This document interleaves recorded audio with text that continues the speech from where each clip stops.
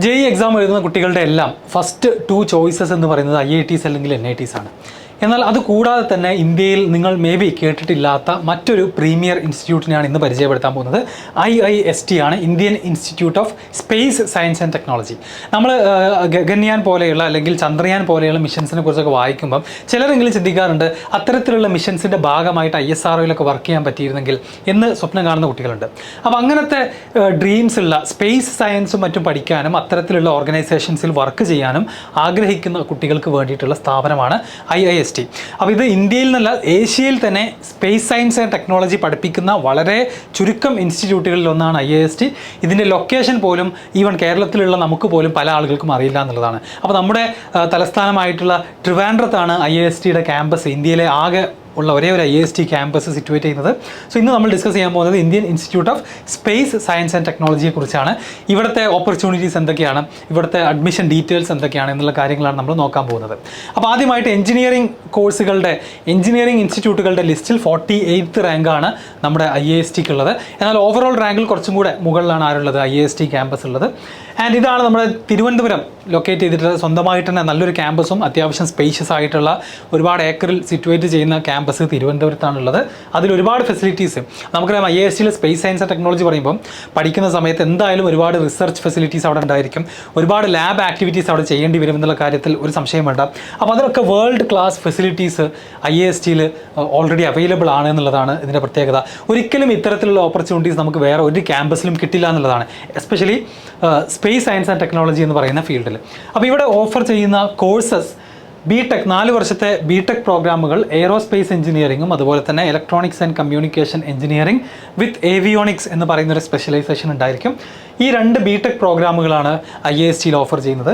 അതുകൂടാതെ dual degree പ്രോഗ്രാമുകളുണ്ട്. 5 വർഷം കൊണ്ട് UG ആൻഡ് PG ഒരുമിച്ച് കംപ്ലീറ്റ് ചെയ്യാൻ പറ്റുന്ന പ്രോഗ്രാമുകളാണ്.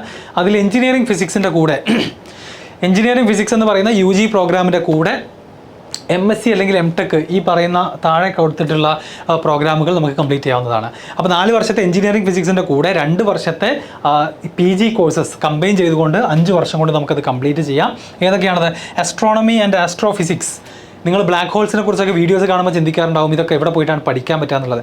അതാണ് ആസ്ട്രോണമി ആൻഡ് ആസ്ട്രോഫിസിക്സിൽ പഠിക്കുന്നത്. അതുപോലെ തന്നെ MSc in solid state physics, റോക്കട്രിക്കൊക്കെ ഒരുപാട് റോക്കറ്റ് സയൻസിലൊക്കെ ഒരുപാട് ആവശ്യമുള്ളതാണ് solid state physics. Earth system സയൻസിലെ MTech, അതുപോലെ തന്നെ MTech ഇൻ ഒപ്റ്റിക്കൽ എഞ്ചിനീയറിംഗ്. ഈ 4 കോഴ്സുകൾ എഞ്ചിനീയറിംഗ് ഫിസിക്സിൻ്റെ കൂടെ കമ്പൈൻ ചെയ്തുകൊണ്ട് 5 വർഷം കൊണ്ട് ഡ്യുവൽ ഡിഗ്രി കംപ്ലീറ്റ് ചെയ്യാവുന്നതാണ്.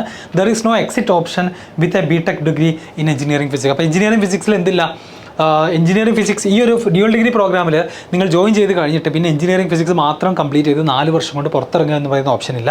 5 വർഷം നിങ്ങൾ കംപ്ലീറ്റ് ചെയ്തേ പറ്റൂ. അപ്പോൾ ഇത്രയുമാണ് അവിടെയുള്ള കോഴ്സസ്. സോ ഒരുപാട് കോഴ്സസും ഒരുപാട് സീറ്റുകളില്ല, വളരെ ലിമിറ്റഡ് ആയിട്ടുള്ള സീറ്റുകൾ മാത്രമാണ് അവിടെ ഉള്ളത്. നമ്പർ ഓഫ് സീറ്റ് നോക്കിയാൽ നമുക്കത് മനസ്സിലാകും. എയ്റോസ്പേസിൽ 60 total 75 സീറ്റുകളാണുള്ളത്.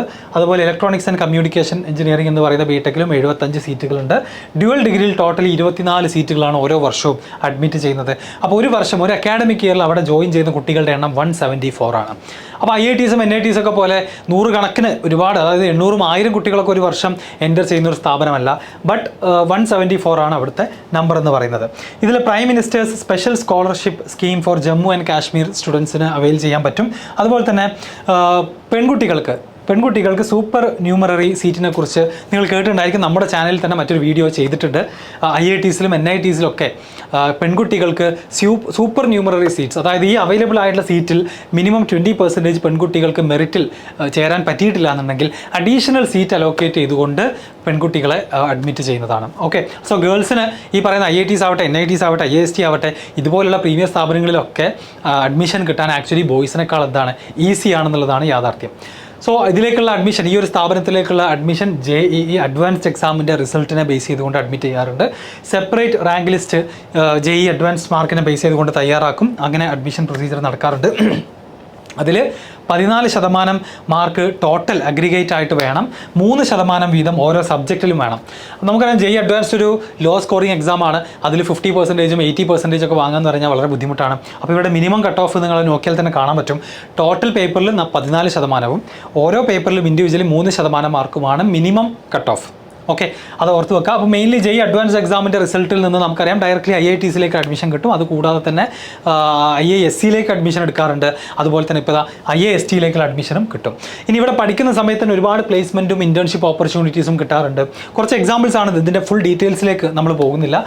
JPL jet propulsion laboratory summer internship ഇവിടെ ഓഫർ ചെയ്യാറുണ്ട്.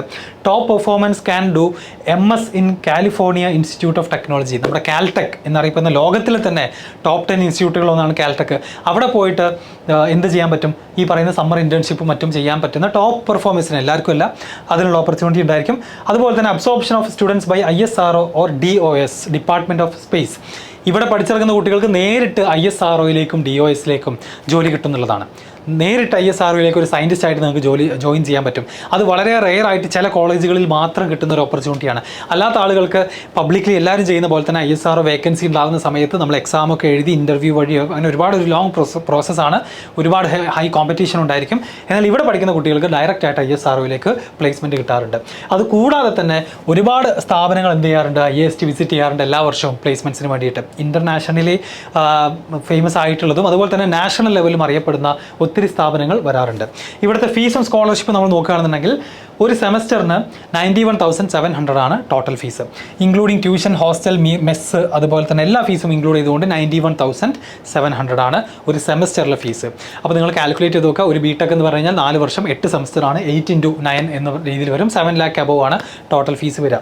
ഓക്കെ, പക്ഷേ tuition fee waiver based on parental annual income. പാരൻസിൻ്റെ ഇൻകം ഗ്രേറ്റർ ദാൻ 5 lakh ആണെന്നുണ്ടെങ്കിൽ ഇത്രയാണ്, 60,500 ആണ് നിങ്ങളുടെ ഫീസ് വരിക.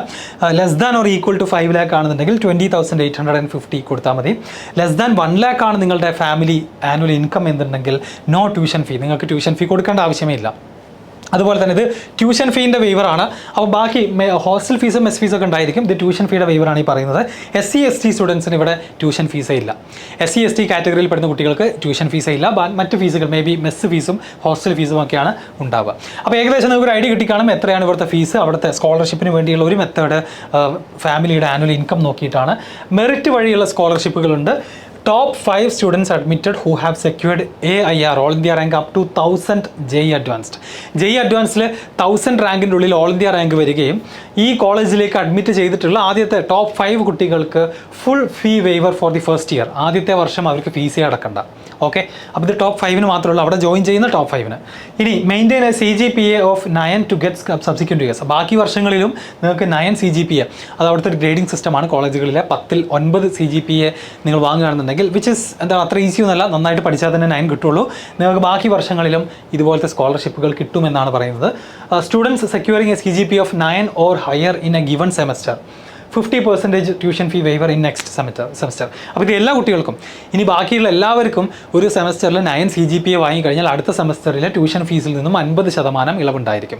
സാധാരണ കോളേജിലൊക്കെ പോയി കഴിഞ്ഞിട്ട് കുറേ കുട്ടികൾ പഠനത്തിൽ നിന്നൊക്കെ ബാക്കോട്ട് പോകും. കാരണം അവിടെ ഫുൾ ഫ്രീഡമാണ്, ഒരുപാട് ആക്ടിവിറ്റീസ് ഉണ്ടായിരിക്കും. അപ്പോൾ പഠിക്കാൻ ചിലപ്പോൾ താല്പര്യം ഉണ്ടായിക്കൊള്ളുന്നില്ല. നമ്മൾ +1 +2ലും എൻട്രൻസ് കോച്ചിങ്ങിലൊക്കെ സ്ട്രിക്റ്റ് ആയിട്ടുള്ള ഒരു എൻവയോൺമെൻറ്റിലൂടെ കടന്നു പോകുമ്പം കിട്ടുന്നൊരു മോട്ടിവേഷനോ അല്ലെങ്കിൽ ആ ഒരു പുഷൊന്നും ചിലപ്പോൾ കോളേജിലെത്തുമ്പോൾ നമ്മൾ ഫുള്ളി ഫ്രീ ആകുമ്പോൾ ഉണ്ടായിക്കൊള്ളുന്നില്ല. പക്ഷേ ഇത് നല്ലൊരു ഇൻസെൻറ്റീവാണ്. കാരണം നമ്മൾ ഈ സെമസ്റ്ററിൽ നന്നായിട്ട് പഠിച്ച് 9 CGPA വാങ്ങിക്കഴിഞ്ഞാൽ അടുത്ത സെമസ്റ്ററിൽ ട്യൂഷൻ ഫീസിൻ്റെ പകുതി കൊടുത്താൽ മതി എന്നുള്ളത് ആക്ച്വലി എന്താണ്, എല്ലാ ആളുകളെയും മോട്ടിവേറ്റ് ചെയ്യുന്ന ഒരു ഫാക്ടറും കൂടിയാണ്. ഓക്കെ, അപ്പോൾ ഇത്രയുമാണ് IIST കുറിച്ച് പറയാനുള്ളത്. ഇവിടെ പഠിച്ചിറങ്ങിയ ആളുകളുടെ എക്സ്പീരിയൻസുകളൊക്കെ നിങ്ങൾക്ക് ഫർദർ റിസർച്ച് ചെയ്യാവുന്നതാണ്. സോ അഗൈൻ ഞാൻ പറയുന്നത് സ്പേസ് സയൻസ് ആൻഡ് ടെക്നോളജി എന്ന് പറയുന്ന ഒരു ഡ്രീം, സ്പേസിനെ കുറിച്ചും സ്പേസ് സയൻസിൽ വർക്ക് ചെയ്യണം, നമ്മുടെ ISROയിൽ വർക്ക് ചെയ്യണം, അങ്ങനത്തെ ഡ്രീമുള്ള ആളുകൾക്ക് ഡെഫിനറ്റ്ലി ചൂസ് ചെയ്യാവുന്ന ഇന്ത്യയിലെ പ്രീമിയർ ഇൻസ്റ്റിറ്റ്യൂട്ടാണ്. അത് നമ്മുടെ കേരളത്തിൽ തന്നെയാണ്. ഓക്കെ, അപ്പോൾ ഇതിനെക്കുറിച്ച് കൂടുതൽ അന്വേഷിക്കുക. ഇതിനായിട്ട് നിങ്ങൾ വേറൊരു കാര്യം പഠിക്കൊന്നും വേണ്ട. നിങ്ങൾ +1 +2ൽ പഠിക്കുന്ന കാര്യങ്ങളൊക്കെ വെച്ച് നന്നായിട്ട് JEE എക്സാമുകൾ അറ്റംപ്റ്റ് ചെയ്യുക. അതിൻ്റെ റിസൾട്ട് വെച്ചിട്ട് തന്നെ നിങ്ങൾക്ക് ഇവിടെ അഡ്മിഷൻ നേടിയെടുക്കാവുന്നതാണ്. ഇവിടുത്തെ ഫീസും മറ്റു കാര്യങ്ങളും ഒരുപാട് രീതിയിൽ നിങ്ങൾക്ക് സ്കോളർഷിപ്പുകൾ അവൈൽ ചെയ്യാനുള്ള ഓപ്ഷൻസും ഉണ്ടായിരിക്കും. ഓക്കെ, അപ്പോൾ ഇത്രയുമാണ് എനിക്ക് പറയാനുള്ളത്. നിങ്ങളുടെ അഭിപ്രായങ്ങൾ ആസ് യൂഷ്വൽ നിങ്ങൾ കമൻറ്റ് ചെയ്യണം. ഇനി ഏതൊക്കെ ഇൻസ്റ്റിറ്റ്യൂട്ടിനെ കുറിച്ച്, ഏതൊക്കെ സ്കോളർഷിപ്പുകളെ കുറിച്ച്, ഏതൊക്കെ കോഴ്സുകളെ കുറിച്ച് അറിയണം എന്നുള്ളത് കമൻറ്റിൽ നിങ്ങൾ അറിയിക്കുക. അത് ബേസ് ചെയ്തുകൊണ്ട് നമ്മൾ എന്ത് ചെയ്യാണ്, ഇതുപോലത്തെ ഇൻഫോർമേറ്റീവ് വീഡിയോസ് ഇറക്കിക്കൊണ്ടേയിരിക്കും. സോ +1ലും +2ലൊക്കെ പഠിക്കുന്ന അല്ലെങ്കിൽ 10th കംപ്ലീറ്റ് ചെയ്തിട്ടുള്ള നിങ്ങളുടെ എല്ലാ ഫ്രണ്ട്സിനും നിങ്ങളുടെ ക്ലാസ്മേറ്റ്സിനൊക്കെ ഈ വീഡിയോ ഷെയർ ചെയ്ത് കൊടുക്കണം. Okay, thank you.